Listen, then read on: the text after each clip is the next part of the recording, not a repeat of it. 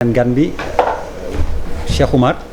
comme ni ñuy wax rek premier tour de table bi on consacre ça ak niveau de réaction bi ak li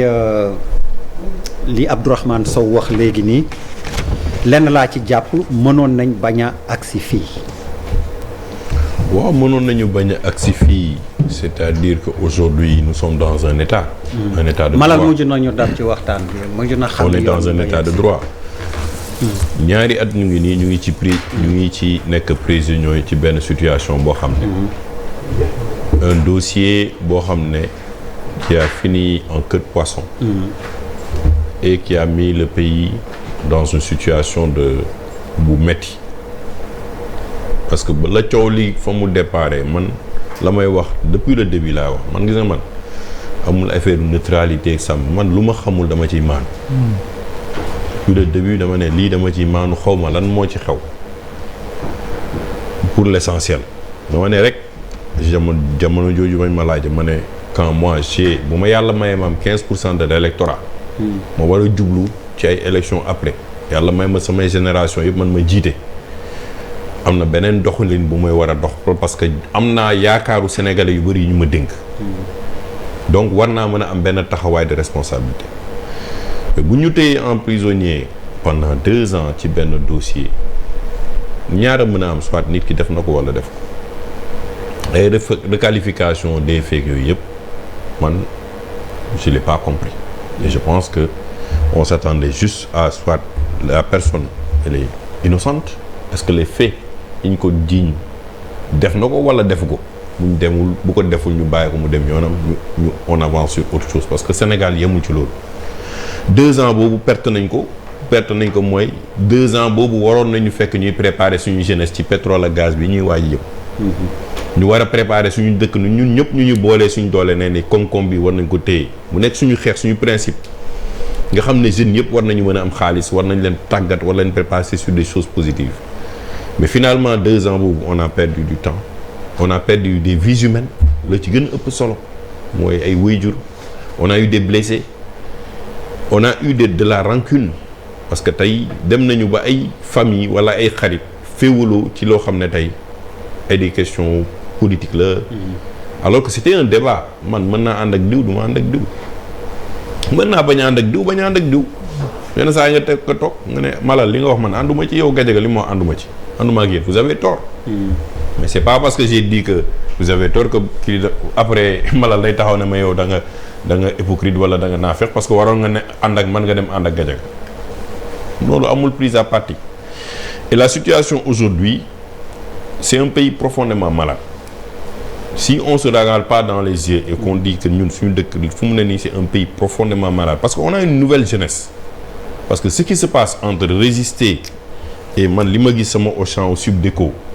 Supéco bi nekk sama buntu kër gis ko Supéco Amo 6 gis ko EDK ñu koy bëgg a def ça n'a rien à voir avec ñun suñu combat politique yu ñu doon mener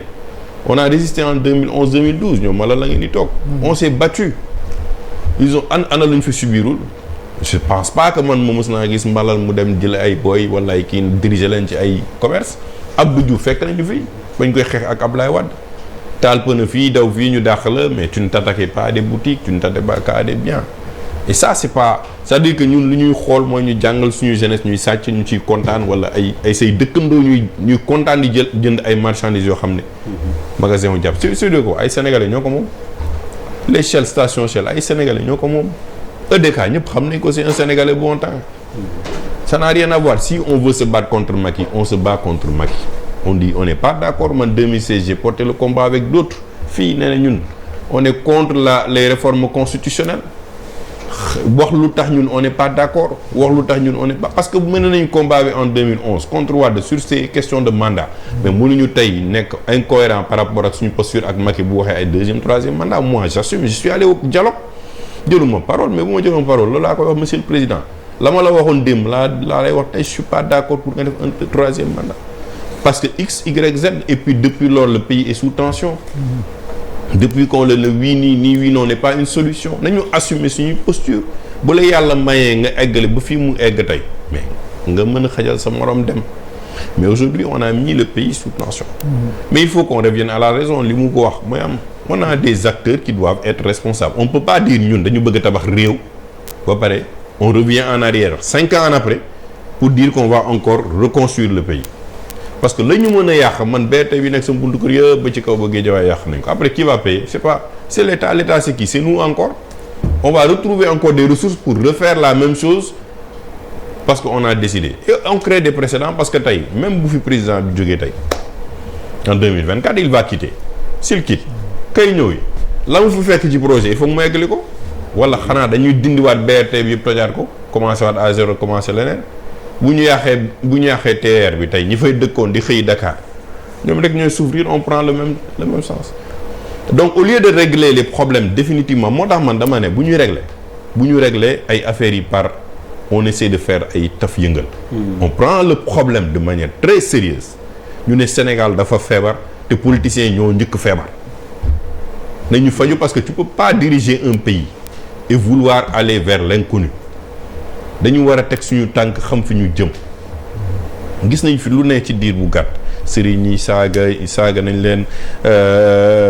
ay nervi fii ku àndul ak diw moi j'assume ma posture lu ma àndul bokkuma ci lu ma doyul damay ne lii du ma ci dugg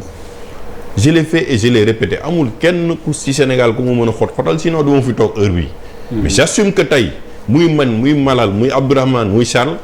fit bi ñu war a mën a am ñu génn ñëw toog ci jàkkaarloo mooy suñu dëkk moo ñu ko jaral on peut diverger mën nañu am nag ay opinions diverses par rapport à la situation du pays mais la première responsabilité de la situation qui arrive aujourd'hui c'est l'État doit veiller à la sécurité des biens et des personnes c'est l'État qui a aujourd'hui la responsabilité de protéger les biens des personnes le problème de fond aussi c'est la justice on l'a dit on l'a répété gis nga justice day tëdd njaaxaanaay buñ ci amee jiixi jaaxa rek day indi ay problèmes et ça a été depuis le 2012 ba léegi ça a été le problème la justice dañ ko instrumentaliser dañ ko kii les justice ça ne se limite pas à juste des questions politiques wala affaires yooyu c'est une question purement économique te gis nañ ko tey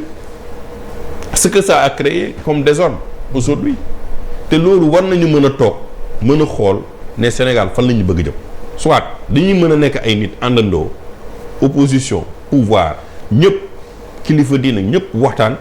ne fii la ñu bëgg a yóbbu soit ku nekk jaay sa walla dem sa parce que on ne sera pas mieux que le Mali on sera pas mieux que le Burkina on sera pas mieux que le Niger on sera pas mieux que le ñu jël bateau yi ku nekk après foo jëm yaa xam on casse le pays et on s'en va su ki bëgg am ambition diriger dëkk bi suba ci situation bi ma gis nii boo ko jëlee en 2024 tu vas encore plus souffrir que ki fi nekkoon en 2000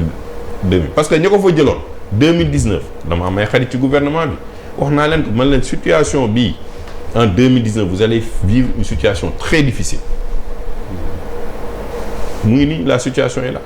kay ñëw 2024 encore tu vas faire avec une jeunesse boo xam ne jàngal nañ leen wala gis nañ loo xam ne buñ ci àndul man dinaa léegi man musuma gis nit ñi ji ba ñuy xeex 2012 ñun ñuy ne dañuy lakki kër yi duur pourtant ñoom ñoo ñu doon mate wala ñii lañ doon dóor tëj nañ fi ay nit ñu génn xam ñan ñoo leen tëj am na ñoo xam ne tëj nañ leen ñu xam diw moo leen tëj te terewul après wax nañoo diw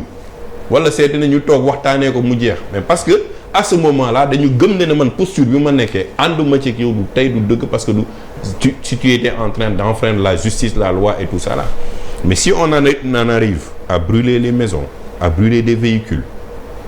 à mettre dans la tête des Sénégalais que ku am xaalis ci dëkk bi da nga ko sàcc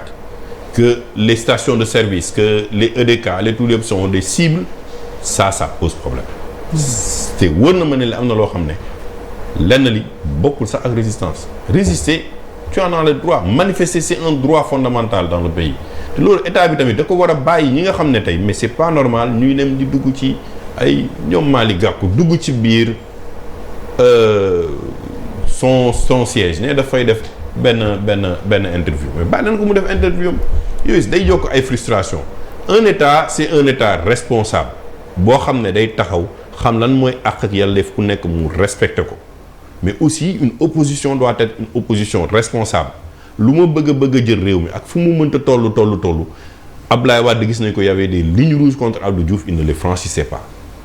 et pourtant yàlla jox na ko nguur qu'on soit d'accord ou pas d'accord avec lui au moment où de partir il est parti te gëm naa ne sénégalais y a des choses yoo xam ne te keroog on l'a dit ñun quand on est parlé avec Ndiaye Cissé sur les questions de L29 50 tous ces articles là il faut les revoir ñu mën a nit ñi bàyyi participer ni ñuy participer ci yoon tout ce qui est le processus électoral nit ñi am mënoo am 50 ans ñun la mënoo voter sa dëkk ça c'est révolu tey man bu ma dëkkee Golf Sud je peux voter où je veux parce que l'ordinateur me permet d'identifier exactement fan la diw nekkee fan la voter ak heure bu mu voter il y a des choses on ne doit plus revenir en arrière ay révision des listes électorales waratul exister c'est permanent fu mu mën a toxu rek ma dem ñu ne ma waaw fii laa dëkk léegi fii nga dëkk voilà d'accord changer nañ la tu peux voter à telle place mu jeex il faut laisser les gens devenir des citoyens responsables mais li ñuy créer ak atmosphère bu ñu gis nii on n'a plus des citoyens responsables des fois on a même affaire à des scènes yoo xam ne c'est presque animal quoi. Vraiment il faut qu'on revienne à la raison. Et que chacun dans ce pays joue sa partition parce que bu fi yàqoo amul fenn fu mu jëm.